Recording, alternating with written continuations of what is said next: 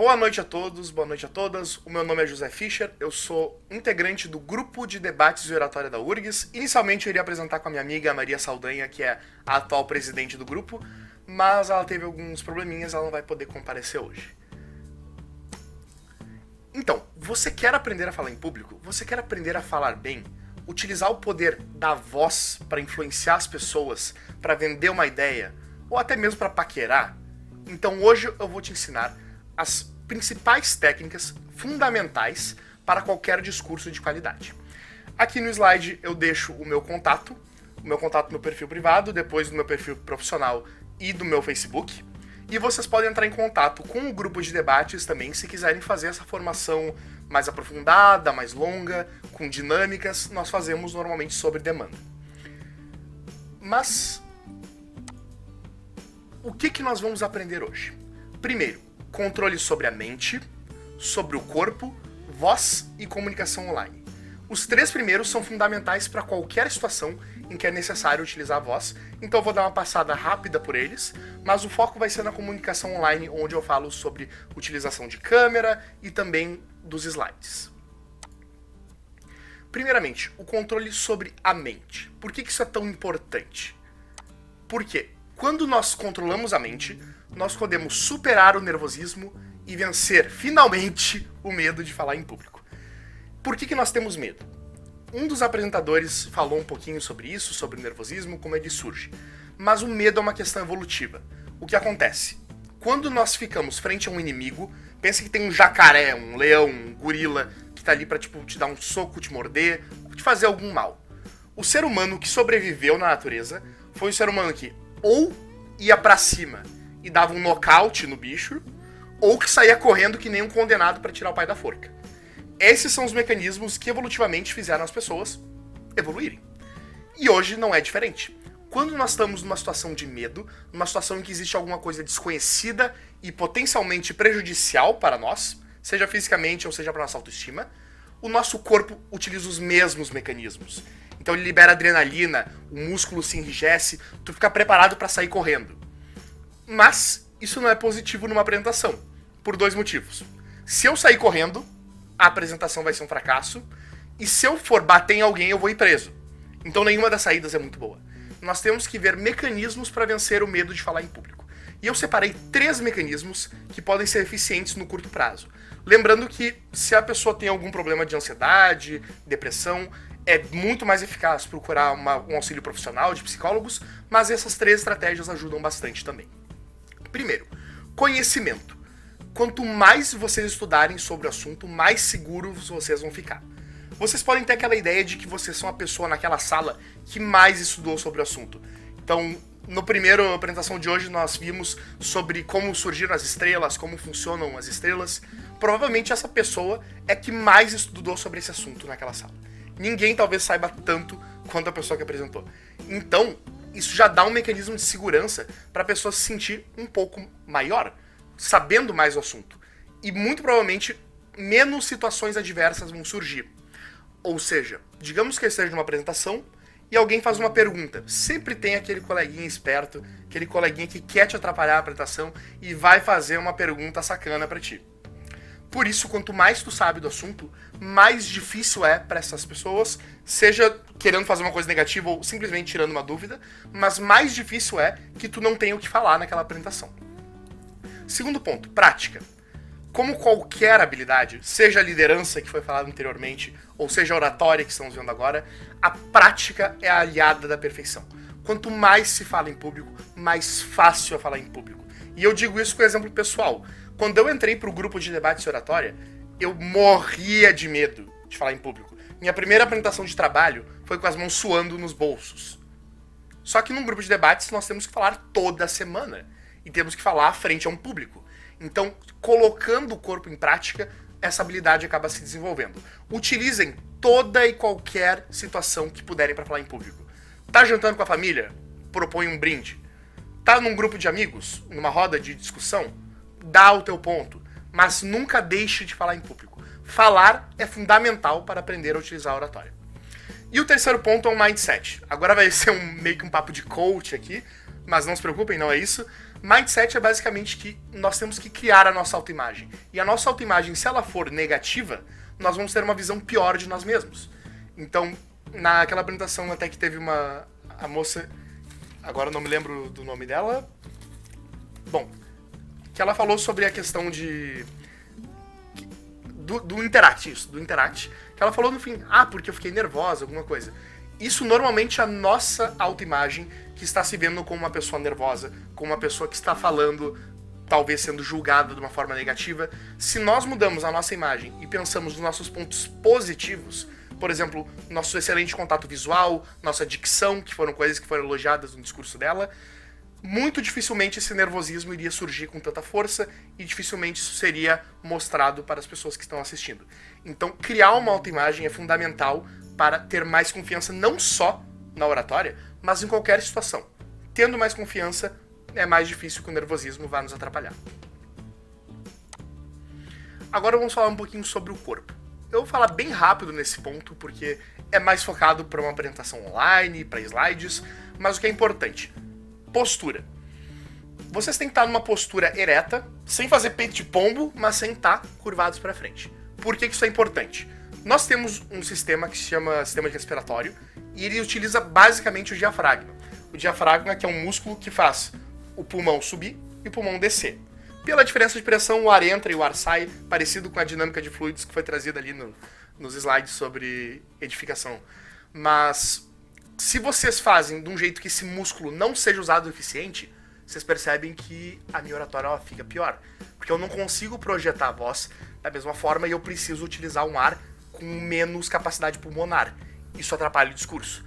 Por isso, mantenham a postura natural do corpo, uma postura relaxada, porque assim vocês têm a máxima eficácia do ar. Quanto mais vocês conseguem botar ar no pulmão e controlar o músculo do diafragma, melhor vocês vão ter o combustível da comunicação, que é o ar. E nisso até foi falado no outro discurso sobre a respiração diafragmática. Nem vou me adiantar muito porque já foi contemplado no outro discurso, mas pesquisem um pouquinho sobre isso. Além de relaxar, facilita também na projeção de voz e na manutenção do ar no corpo. E agora, o mais importante mesmo para essa comunicação virtual seria o controle da voz. Eu adoro referências, então esse é o meu slide favorito. Aproveitem meu slide favorito. Primeiro falar sobre a respiração. E tem ali a foto do Sasuke. Sasuke Uchiha. Por que a respiração é importante? Pelos motivos que eu falei ali antes, é para manter a calma, então um bom fluxo de palavras, de oxigenação. E quando vocês têm essa oxigenação, ela é importante sobre o nervosismo, principalmente. Porque o que utiliza oxigênio para o raciocínio é o cérebro. Se vocês não têm oxigênio no cérebro, vocês vão ter o branco, vocês vão ficar nervosos, vocês vão se perder. Então, quanto mais vocês mantêm a respiração, mais vocês conseguem manter um raciocínio lógico, um direcionamento do discurso e fazer o discurso ser mais interessante. Porque vocês não vão perder de vista o que vocês querem falar depois. Vocês podem botar alguma referência, alguma piadinha, alguma coisa que dê uma descontraída no discurso. Isso pode ser bem interessante também. Pronúncia. Pronúncia, sobretudo quando estamos falando com microfone, que a nossa dicção ela fica pior. É importante que tenha essa utilização dos músculos da face. E eu estou exagerando a minha dicção para que vocês entendam o que eu quero falar com isso. Quanto melhor vocês pronunciam as palavras, mais fácil é para o espectador entender o que está sendo dito. E o objetivo de vocês nada mais é do que ser compreendidos. Então, tenha uma boa pronúncia. Essa pronúncia vai fazer com que haja uma melhor compreensão do discurso. Terceiro, volume. Existe um volume certo para falar? Não necessariamente. Existe um volume adequado para ser falado. Se vocês estão com um microfone, não precisam projetar a voz com tanta força. Se eu tivesse numa sala muito grande e eu começasse a falar para 500 pessoas, eu teria que projetar a voz com muito mais força. E aí entra o uso do diafragma. Eu preciso falar com uma voz muito mais forte. Mas se eu tô com um microfone ou numa sala menor, talvez esteja dando uma formação para 15 pessoas. Não é necessário forçar tanto a musculatura, e isso vai ser também favorável para a garganta de vocês. Lembrando, sempre tome um golinho de água. Isso ajuda na lubrificação da garganta, da faringe, e vocês conseguem falar melhor também. Por fim, velocidade. Mesma coisa que o volume. Existe uma velocidade certa? Depende. vocês podem querer passar uma necessidade de ansiedade e vocês vão falar mais rápido. Por exemplo, se eu estiver falando sobre um assalto, porque daí o assaltante chegou, ele pegou meu carro, ele começou a acelerar, ele foi correndo, eu tive que chamar a polícia foi atrás dele, e quando chegaram lá, descobriram que o assaltante era o meu pai. Então, eu passo uma imagem de necessidade, uma imagem de urgência. Não tem problema falar rápido. O que vocês precisam prestar atenção quando forem falar rápido? Lembra da pronúncia? Lembra da dicção? Quanto mais rápido vocês forem falar, mais dicção vai ter que ser colocada em prática para que as pessoas consigam compreender. Nada pior do que uma pessoa que fica falando rápido e fica falando sem falar porque tu não consegue falar. É horrível, tu não consegue entender uma pessoa que fala assim. Então, se for falar rápido, não tem problema, mas falem com uma boa dicção. E por fim, como fazer slides? PowerPoint everywhere. Vamos nessa. Existe muita coisa que pode ser dita sobre PowerPoint. Não vou negar, vocês vão achar 5 mil vídeos passando 10 milhões de dicas. Eu só selecionei, acho que 4 pontos mais importantes para a apresentação de vocês. Primeiro, cuidado com a quantidade de informações. Não encham o slide com textos, com apresentações, com frases. Tentem ser mais concisos. Imagens, palavras-chave, conceitos, o que for necessário para facilitar o discurso de vocês. Porque lembrem, a estrela da apresentação não é o slide, é o apresentador, é o que ele está falando. Talvez no contexto agora virtual o slide seja bem mais importante, mas numa apresentação vocês querem que as palavras de vocês sejam mais importantes. O slide ele é uma ferramenta, uma muleta que ajuda na transmissão da mensagem. Então, não encham de informações. Coloquem um sumário no slide de vocês. Isso é legal, isso é interessante. No começo da minha apresentação, eu botei os 4 pontos que vão ser trabalhados. Porque as pessoas gostam de saber o que vai vir pela frente. Então elas querem saber o que vai ser trabalhado na apresentação. Mas também é muito legal porque deixa o que a gente chama de cliffhanger. A pessoa fica naquela expectativa. Eu sei que vocês estão aí vendo a apresentação e estão loucos pra saber a parte que eu vou falar sobre paquerar pelo computador. Então, isso já deixa as pessoas na expectativa. Isso faz com que a mensagem no futuro chegue com muito mais força. Então, sumário, show de bola. Ler o slide. Não leiam o slide. Isso é fundamental, mas às vezes o fundamental sempre tem que ser dito. Se eu estivesse lendo aqui, dizendo que eles têm que estar sempre voltados para o público, e se necessário utilizem uma colinha esquemática, não tem nenhuma novidade no meu discurso. Eu basicamente poderia escrever um livro, ou só colocar o slide. Então por que eu estaria discursando se tudo que eu tenho de informação já está ali? Então, essa dica para não fazer vai muito em relação com a primeira também. Se vocês tiverem muita informação, vocês vão querer ler elas. Então coloquem mesmo só palavras-chave, porque isso vai evitar com que vocês fiquem perdendo o contato visual, perdendo o rapport com a câmera, que é importante. Então botem palavras-chave que ajuda muito. E referências. Referências têm duplo sentido aqui. Vocês podem botar as referências bibliográficas. É importante para valorizar, primeiro, quem descobriu aquilo, ou quem falou aquilo que vocês estão dizendo. Segundo, para dar mais força para a mensagem de vocês, vocês têm uma autoridade dando suporte para o que vocês afirmam. Mas terceiro, referências para descontrair. Quando eu botei ali as fotos do Bob Esponja, do Naruto, provavelmente o pessoal que tem a minha idade, que acompanhou o Naruto quando era pequeno, vai sentir alguma conexão. Vai ver, eu vi esse anime quando era guri. Então, isso é interessante. As pessoas gostam de ver memes, piadas, coisas do tipo. Isso pode ser legal também. E por fim, para finalizar o slide, comunicação online. Então vocês estão nessa seguinte situação. Todo mundo de quarentena, talvez vocês façam uma entrevista agora para um estágio, para algum curso, e vão ter que usar a câmera. E agora, o que eu faço? Ou vai ter uma reunião com a empresa, vai ter uma reunião com a empresa júnior da faculdade, e eu não sei como falar os meus pontos, como discutir. Ou eu tô paquerando e eu quero ver Netflix com a gata no computador, ou com um gato no computador. O que vocês têm que fazer para que tenha a melhor experiência possível, para que transmitam segurança? Primeiro, sempre olhem para a câmera. Eu falei isso em alguns feedbacks, mas quando vocês olham diretamente para a câmera, vocês estão olhando diretamente para todos. E contato visual é uma das partes mais difíceis para quem tem ansiedade, para quem tem nervosismo, e é uma coisa que não acontece quando a gente está comunicando online. Só tem que olhar para essa câmera. Não precisa nem olhar para o chat, nem olhar o que as pessoas estão falando. Só olha para a câmera e vocês vão passar um contato visual muito eficaz mesmo. Segundo, posicione a câmera numa distância razoável. Lembra o feedback que eu falei pro outro moço, que agora eu me esqueci o nome? vocês têm que colocar numa distância tal qual que consigam ver a gesticulação.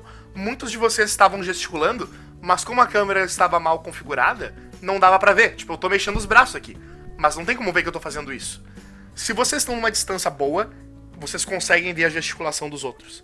Isso, e como a linguagem corporal é uma parte muito importante mesmo, mais de 50% da nossa linguagem, ela é não verbal.